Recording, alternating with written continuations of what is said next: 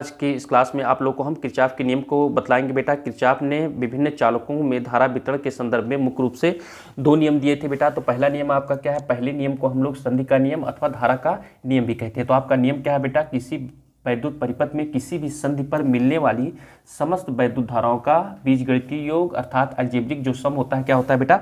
शून्य होता है। यदि धाराएं बेटा क्या हो आपकी आई हो तो इसका जो सम होगा सिग्मा आई इक्वल किसके हो जाएगा बेटा? ये जीरो की। सिग्मा आई इक्वल हो जाएगा जीरो की। यदि आपका कोई सपोज करें ये आपका कोई जंक्शन है, ये जे है, तो इस पर जो आने वाली धाराएं सपोज करें क्या है? संधि पर आने वाली धाराएं क्या है?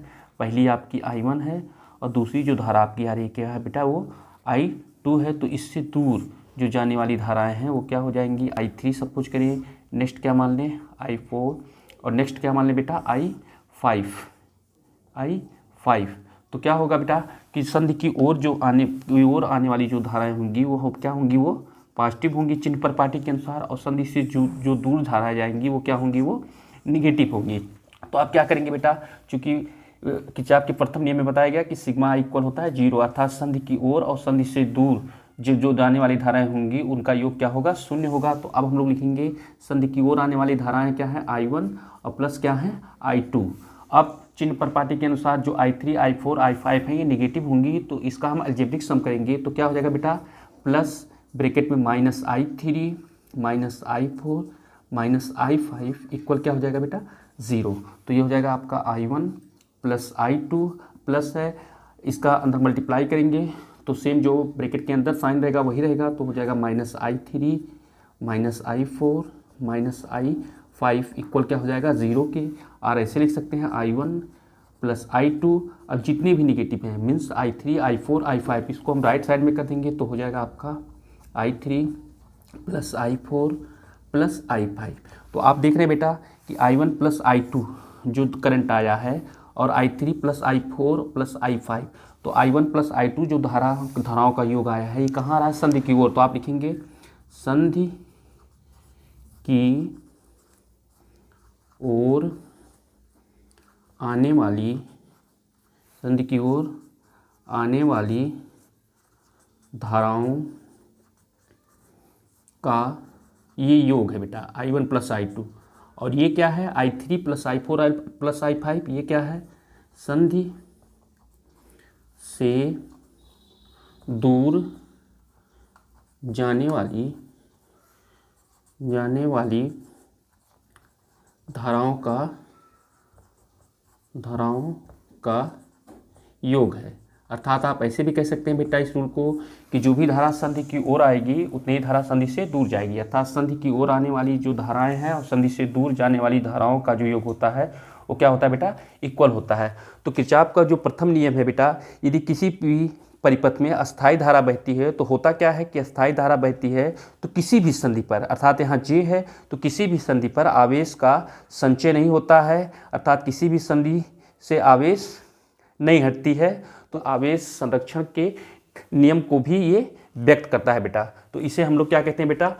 प्रथम नियम अथवा संधि का नियम अथवा धारा का नियम भी कहते हैं। सेकंड लॉ को द्वितीय नियम अथवा पास नियम अथवा बोल्ट्जा का नियम कहते हैं। तो इस नियम के अनुसार बेटा क्या होता है कि किसी परिपथ में प्रत्येक बंद पास क्लोज मेश के विभिन्न खंडों में जो बहने वाली धाराओं तथा उनके संगत प्रतिरोधों के गुणनफलों का बीजगणितीय योग उस पास में लगने वाले विद्युत वाहक बलों के बीजगणितीय योग के बराबर होता है। तो अर्थात सिग्मा ये संपूर्ण योग हो जाएगा और किसका? धारा और प्रतिरोध के गुणनफलों का, अर्थात I इंटू R का जो बीजगणितीय योग होता है वो किसके? विद्युत वाहक बलों के बीजगणितीय योग के क्या होता है बेटा? बराबर होता है। तो इसके लिए बेटा यदि हम लोग एक परिपथ का निर्माण करेंगे, ये आपका प्लस है और ये क्या है? माइनस। एक सेल लगाया और इसके संगत एक हम लोगों ने एक प्रतिरोध का निर्माण किया, साथ ही साथ हम लोगों ने एक और सेल लगाया, ये प्लस है और ये आपका क्या है?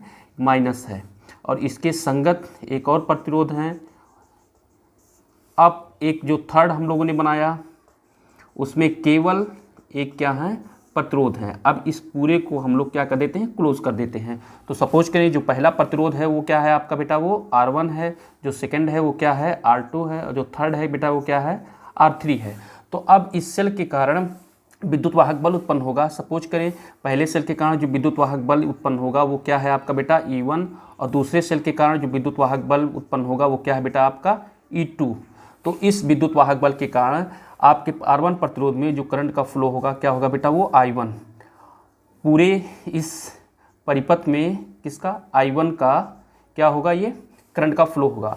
और यहाँ पर सपोज करें जैसे ही बिंदु ए पर ये पहुँचेगा, तो बिंदु ए पर पहुँचेगा तो चूंकि इस वाले में आपका जो आपका दूसरा सेल लगा है इसका विद्युत वाहक बल क्या है, E2 है। तो इस विद्युत वाहक बल E2 के कारण यहाँ पर समझिए यदि किसी करंट का फ्लो हो रहा हो, I2 करंट का फ्लो हो रहा हो, तो वो भी कहाँ से, सपोज करिए पॉइंट आपका B है, तो B से A की तरफ आ रहा है। तो जैसे ही ऊपर से I1 करंट आ रहा है और B से A की तरफ कौन सा करंट आ रहा है, I2, तो दोनों एक बिंदु अर्थात इस A बिंदु पर आकर मिलेंगे। तो किरचॉफ का प्रथम नियम लगाने के पश्चात A से जो R3 प्रतिरोध में जाएगा वहाँ पर जो करंट आएगा वो I1 और प्लस क्या होगा, I2, अर्थात प्रतिरोध R3 में जो करंट का फ्लो होगा क्या होगा, I1 और प्लस I2 होगा, जो बिंदु B पर पहुँचकर B से A की तरफ I2 जाएगा और B से ऊपर की तरफ अर्थात R1 प्रतिरोध में क्या जाएगा, I1 जाएगा।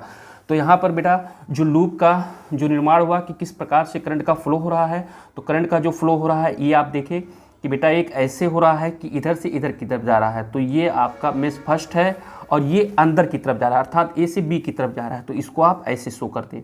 इस वाले में देखेंगे बेटा B से A की तरफ जो करंट का फ्लो हो रहा है वो क्या हो रहा है, B से A की तरफ चूंकि करंट का फ्लो I2 हो रहा है तो इस डायरेक्शन में I2 से होते हुए बिंदु A पर पहुंचेगा तो I1 और प्लस I2 प्रतिरोध R3 में जाएगा, अर्थात इस लूप में करंट का फ्लो हो रहा है। और प्रतिरोध R3 से जब आगे की तरफ जाएगा बिंदु B पर, तो आप देख रहे हैं बिंदु B से A की तरफ आ रहा है, तो ये जो आपका लूप बन रहा है इस प्रकार का बन रहा है। तो ये आपका सेकेंड मेष हो गया। तो अब हम लोग लिखेंगे बेटा प्रथम फिगर के थ्रू लिखेंगे बेटा प्रथम पास में देखेंगे बेटा जो आपका धारा है वो क्या है, I1 है, और इसका संगत प्रतिरोध क्या है बेटा, R1।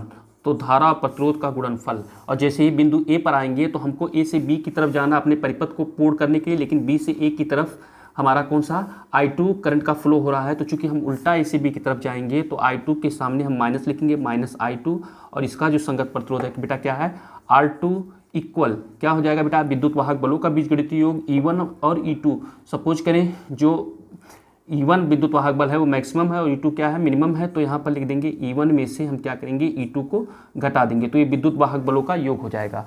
अब द्वितीय हम लोग बेटा पास में देखेंगे, द्वितीय पास में बेटा हम लोग देखेंगे, तो द्वितीय पास में ये वाला है बेटा। तो यहाँ पर करंट का फ्लो हो रहा है I2 और संगत प्रतिरोध है R2, तो आप लिखेंगे I2 और इंटू R2। अब जैसे ही बिंदु A पर पहुँचेगा तो यहाँ पर जो करंट है I1 प्लस I2 है, और आप देख रहे हैं ये सीधा ही चल रहा है बेटा, ये इस प्रकार के डायरेक्शन में चल रहा है, तो प्लस आप लिख देंगे, और जो करंट है बेटा I1 है और प्लस I2 है, और इसका जो संगत प्रतिरोध है बेटा क्या है, R3 है, इक्वल विद्युत वाहक बलों का बीजगणितीय योग। तो इस वाले में केवल विद्युत वाहक बल आपका क्या है, E2 है, तो इक्वल किसके हो जाएगा आपका, E2 के। अब इसको आप सॉल्व करेंगे तो I2 R2 अब प्लस I1 प्लस I2 में R3 का मल्टीप्लाई कर देंगे तो हो जाएगा I1 R3 plus I2 R3 equal हो जाएगा किसके बेटा, E2 के। तो यहाँ पर देख रहे हैं आप I2 R2 है, यहाँ पर I2 R3 है, यहाँ पर I1 R3 है, तो इसको हम पहले लिख दे रहे हैं I1